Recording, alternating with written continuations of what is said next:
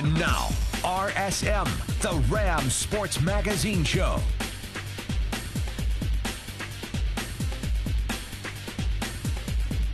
Good evening and welcome to RSM, Rams Sports Magazine Show. I'm your host, Anthony Keith. The CSU football team is looking for their best start to the season since 2006, when they went 4-1 as they take on San Jose State this Saturday. However, I'm going to start things off on this show taking a look back at that thrilling double overtime Utah State game. We're, obviously pleased with the win last Saturday. I thought a lot like the New Mexico game, we kind of hung in there and played through some adversity, particularly in the first half.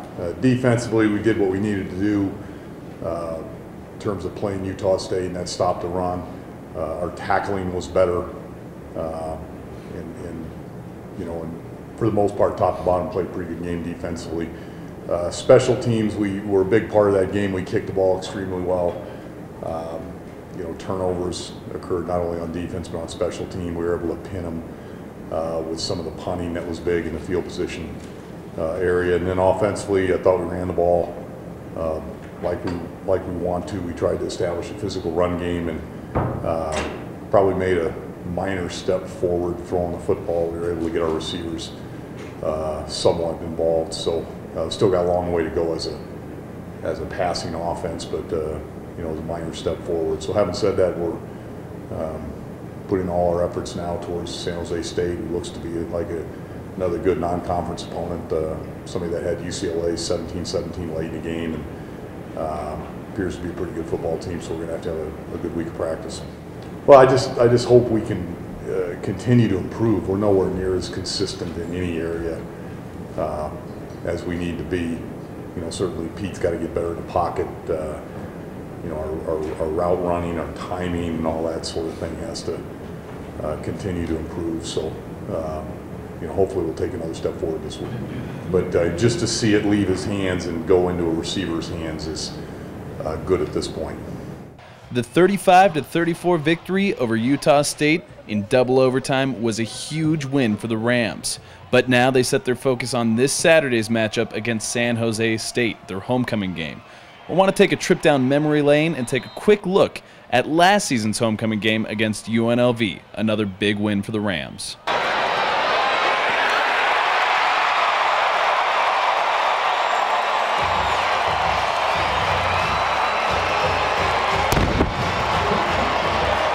The 43-10 win over the UNLV Rebels put an end to CSU's 10-game conference losing streak. Raymond Carter sat this one out again due to injury, giving Leonard Mason a chance to rack up 121 yards. Pete Thomas had his second 3-touchdown game for the Rams, throwing for 233 yards and going 10 of 14.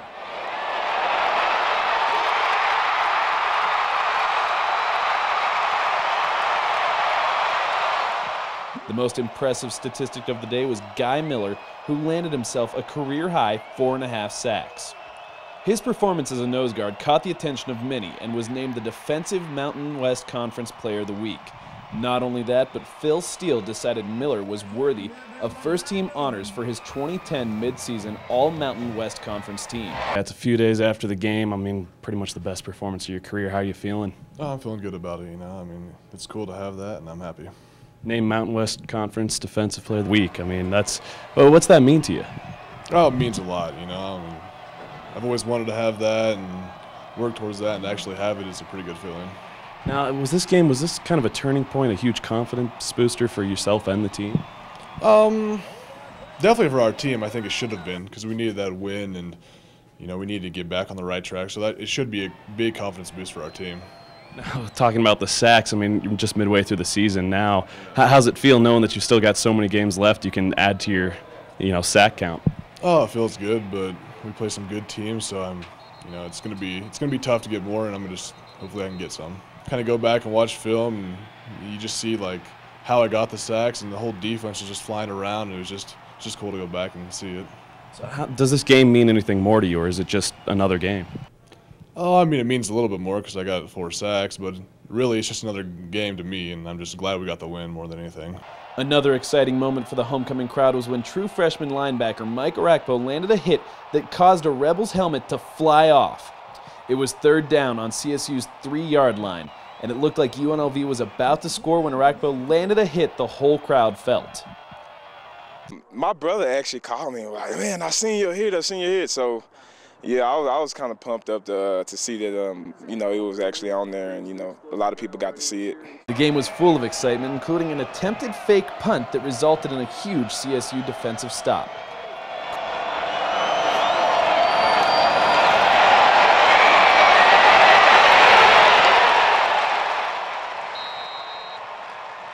Chris Woke throwing on some aerial moves despite Fairchild's advice to not go airborne.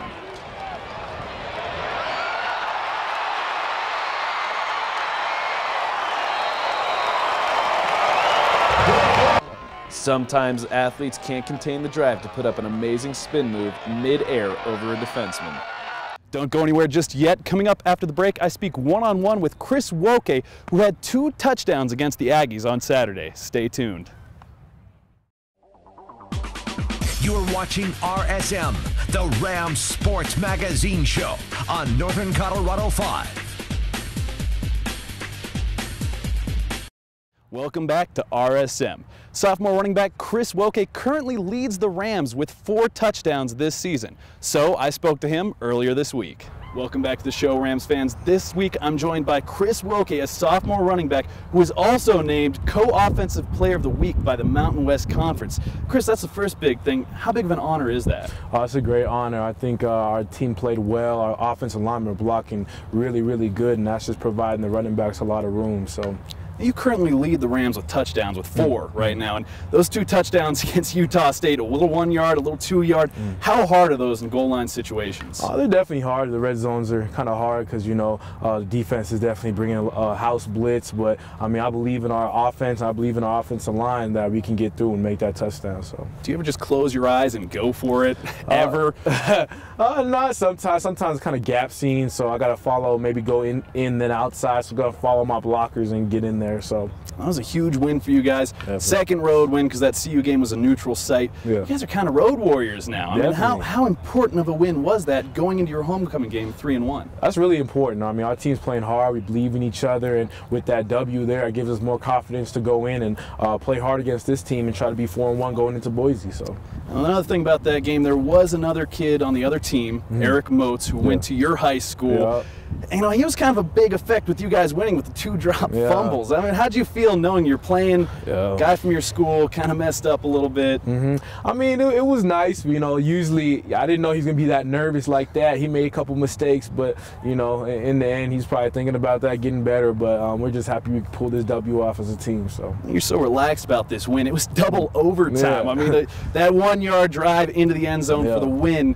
Kind of, you know, go through how taxing double overtimes are. What's going through your mind? Is it stressful? Is it just a normal game to you? I mean, it's definitely it's a big time stage, and you gotta have a drive, like, you know, the whole offensive line, quarterbacks, wide receivers, the running backs had that drive of wanting to score and just not being denied. So we had that whole mindset, and we just couldn't be stopped with that mindset. So no matter what the ball was on, we're gonna drive it in there and score. So did you feel the effect of losing Joe Capriolio in that last game? Definitely. We saw the effect. He's a great offensive lineman, and he'll definitely be missed. But we got a great young guy stepping up in his place, and we're just going to roll with that. So, talking about young, you're a sophomore. The 2 other players on this team that received Mountain West Conference honors, sophomores. Yes. How bright is the future of this team? Our future is really bright. I mean, we got a lot of hard workers. People believe in each other. Great leaders. The whole atmosphere is really different, and we definitely are loving and believing in each other. So. And it's homecoming week. You know, I've asked you this before.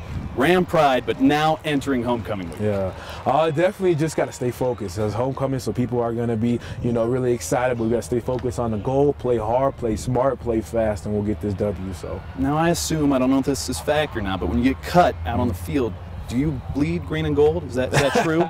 Be honest with me now. Yeah, a couple times, man. I was bleeding green and gold. So now talking about that Ram Pride, do you know the fight song? Can you sing us the fight song right now? I got to sing it with my boys in the song. I got to sing it with my boys because we always sing it when we got the W. So now, how important is that team bonding? You know, afterwards being able to sing that fight song. What's it mean to you? It's really important because it's a history of our school. It's when we got those those victories, and with that double overtime and every win we get, we definitely need that fight song because that gives us confidence and just more history for our school. So one step closer to that bowl game. Exactly. What are you worried about with the San Jose State defense?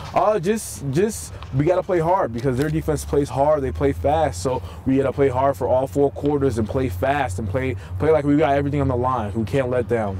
And I see you on the field. You got a lot of fist pumps out there, a lot of excitement. Yeah. We talk about vocal leaders. Do you feel like you're a vocal leader out on the field, or do you feel like, you know, I'm a leader who just makes plays? Kind of discuss your leadership role. I'm definitely a vocal leader. We got a lot of vocal leaders out there, a lot of leaders in the team, but definitely when it comes game time, I'm definitely talking, trying to amp everybody up, get everybody excited. Everybody's plays count. So, looking at the depth chart, you're number 2, but we've heard from Fairchild time and time again. With the running backs, there really isn't a depth chart. Kind of describe the chemistry and what's it like for these running backs going to each game? It's just, you know, we're family, we're brothers, and I mean, the depth chart doesn't mean anything to us. We help each other out on a daily basis, and it's just, we know we can get in there and provide something new to the table, and that's what we love doing. So, well, I love hearing that. Well, hey, first off, hope it's it. 4-1 after this homecoming game. Definitely. Good luck this Saturday. Yeah. But stay tuned, Rams fans, because there's still plenty to come on the show. Now that you've heard from Woke, coming up after the break, I jump to the other side of the ball and talk to Shaquille Barrett, who played a huge part in the victory over the Aggies. You're watching RSM, the Rams Sports Magazine Show on Northern Colorado 5. Welcome back to Rams Sports Magazine Show. The CSU football team cleaned up in Mountain West Conference honors this week, and Shaquille Barrett took on the defensive honor. So I talked to him earlier this week. Welcome back to the show, Rams fans. This week from the defense, I'm joined by linebacker Shaquille Barrett, who had an outstanding game against Utah State. Now, Shaquille, kind of walk me through that game and how you felt you did yourself. Well, it started off real good game as we've been doing this year. We starting off fast, and we just try to keep up that tempo during the whole game. But the game, I just was making my reads, trying to play fast in my reads, and like with the fumble for the touchdown, I was just at the right place at the right time. And we just had everybody running to the ball, so that's what happened. When you pursue to the ball, even though you might be tackled already, the ball might come out, you might be able to scoop and score, and that's what I did. Definitely. Your first collegiate career touchdown. Walk me through what was going through your head. I mean, at the end of it, it's like you knew you had it. You're kind of looking back at the Utah State guys. What's up? Walk me through that. Well, you know, I picked it up. I was running. I felt though the end zone was right there. I ain't had to like exert all my effort, but I put like 90% into it. But I was running. I'm thinking like a lot going through my head. I know I just thought to put my finger up, put my hand in the air, and then got in the end zone. I usually like roll back in part one. I usually like take a knee when I score and everything, and thank God. But I don't know why I ain't do that. I just pounded my chest a couple times. And a lot to think about when you're putting the ball in the end zone. That's the beauty of the defense, though. You can stop the ball and you can score points. Now, also that game you had a sack. How long is it before you catch up to Nordley Cappy on the sack count? He got a lot right now. I don't know if I'm gonna be able to get up to where Cappy at because he's still gonna be progressing as the season go. But just keep working hard. Hopefully we can get the quarterback flushed out the pocket some more and get everybody else some sacks too. You guys are pretty much road warriors now. You took down New Mexico. Now you got Utah State under your belt. How big of a win was that on the road? It was a real big win because, you know, we just dropped that game last week before that. So we don't never want to have a couple games losing streak in a row. So we always got to bounce back and win, put a couple games together like Coach Faz said. And then maybe if we drop another and put some more together, never have a losing streak going though. There we go. Now, how was it rushing an away game field? I mean, with your team, that's got to be nice. It's a rarity nowadays in college ball. Yeah, what was that like? It just felt good. Everybody just bring that high energy out there. And you say rushing, like D-line? Yeah. Oh, it just feel good. Just going out there, giving your 100% of your effort, trying to make a play for the team so you can have a better chance of winning. But like, I don't think there's no better feeling than being out there playing football. Especially home game feel good when you're your fans, but away game too, because you get to disappoint their fans. Oh yeah. Now this is your first season as a Ram. You're coming from Nebraska, Omaha, which they actually dropped their football program. Kind of, you know, from there to being a Ram now, what's gone through your head? When we dropped our program, I was kind of disappointed and everything, but I immediately thought about other places to play. And Colorado State didn't come up until when our coaches got in contact with the coach here because they like coached at a different school together, and we just started talking. came out and visited a couple times, and I liked it and everything, so I decided to make it my home. And this is going to be your first homecoming this Saturday. How nice is that? What's a homecoming game mean to you? Homecoming, just, you know, all the fans going to be out there, and it's just like a real big, it's your homecoming. Like, Yeah. You can't let them down on your homecoming. You got to go out there and give all 120% effort. I know you know, give 100, but you got to do everything possible for you to win. But it's going to feel good out there because, you know, all your fans going to be out there cheering on and just don't want to let nobody down. Go out there, have some success, doing what we did. Definitely. Another big thing, you'll be entering this game as the Mountain West Conference Defensive Player of the Week. What's that honor mean? It's a real good honor. There's a lot of people in front of me that won it. That's like in the league right now. And like Cabby won it. He like a real good player, as I can see now. Everybody else see all the sacks he getting, his pursuit, his effort, and everything. But it's a real good honor. But just now it's behind me. Just go out there Saturday and just do what I could do to help the team. Focus on this upcoming game. What are you worried about this San Jose State offense? What worries you the most? They got a little shifty running back. He's going to be trying to do a lot of shaking and cutting, trying to find a lot of holes. So we just going to have to be gap sound for that. And they got like a quarterback that could come in and do a little bit of running, so we got to watch out for them too. You'll take care of both of them. What's your view of Fairchild? I mean, this is your first season with him. What's he like as a coach? Coach Fair, he a real good coach. He always out there trying to get everything together, organizing everything, making sure practice going as good as it can go. If it don't, he going to get the energy up, maybe had to start over just to get the practice the way that he wanted to be. And we ain't got no problem with that because practice make perfect. So go out there and try to be the best we could be at practice. And hopefully we'll come out there and get a win at the end. I love hearing that. I'm going to sidestep a little bit. Your plan is to go to medical school. I mean, is that right? Is that your big goal right now, or has that changed? It changed. Oh, what's the new plan? I was like, recently I was down about like sports medicine. Like, I don't know, like, I'm not exactly sure. I'm undecided right now, but my advice, been medical down. Stay in school for as long as you can. There's no fun in graduating. But Shaquille, I want to thank you so much for joining us on the show. Good luck with the big homecoming game this weekend. We've heard plenty from the football team, but coming up after the break, I take it from the grass to the hardwood as we recap the Rams' victory over the Air Force Falcons. You're watching RSM, the Rams Sports Magazine Show on Northern Colorado 5. The CSU volleyball squad is currently ranked number 21 in the country and is undefeated in conference play. So I want to take this time to take a look back at that Air Force Falcons match. The first set was really not a very good set. Luckily, they didn't play very well either. And we did block the ball well against this team the whole match. We had some goals, you know, to reduce errors. That didn't occur in set one. We had 9 hitting errors and 3 service errors. So we gave away 12 points. And that's got to be, we've got to make that lower. Okay, so in set 2, we only had 3 hitting errors and 2 service errors. So that's 5. If we're at 5, we can compete and beat most people. Okay, set 3, we had some passing problems at the beginning of it, but I felt pretty confident that we were in control of the match if we could just shore up the passing issues, and we did, and that allowed us to win that game.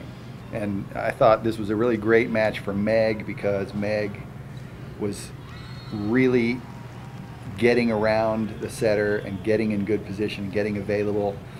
And Deidre, I think, is starting to get it at the speed that Meg needs to get it at. A couple times she set it high, but she was patient and still got kills on some of the high stuff. So that was really, it was a really good day for Meg. I thought Kelsey Snyder played very well. I thought that Dana, after set 1, played really well. So, but this, and again, this team is not as good as Boise State, and we're going to have to be a lot better, a lot cleaner on Saturday afternoon. I mean, those errors, I think, because we're trying to force different things, and so with Deej forcing those sets, it's new for us, so I guess it's just a learning experience, and we want to practice that so we can do that more often.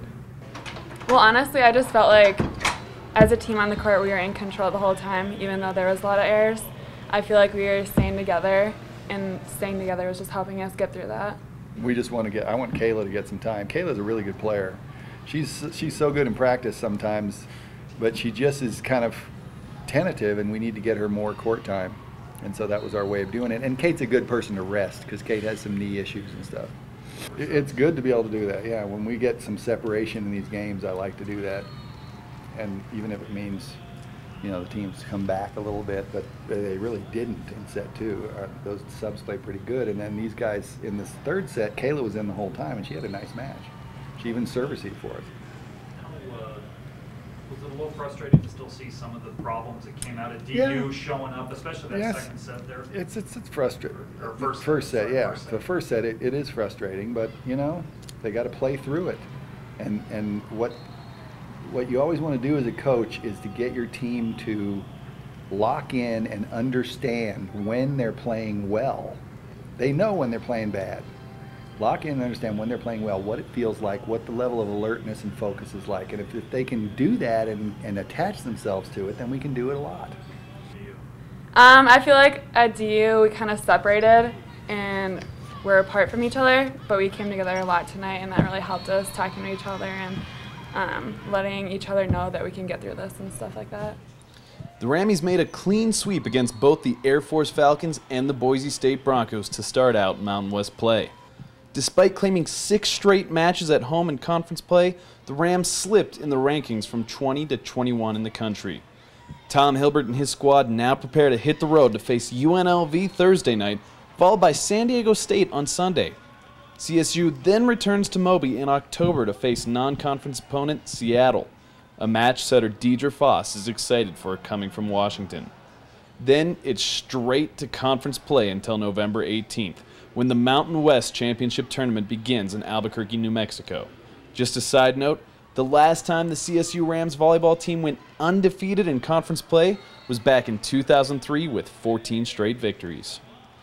That'll do it this week for RSM, but this Saturday is homecoming. The Rams need your support, so get out to Sonny Lubick Field at Hughes Stadium and help those Rams get a 4-1 start to their season. We'll catch you next week.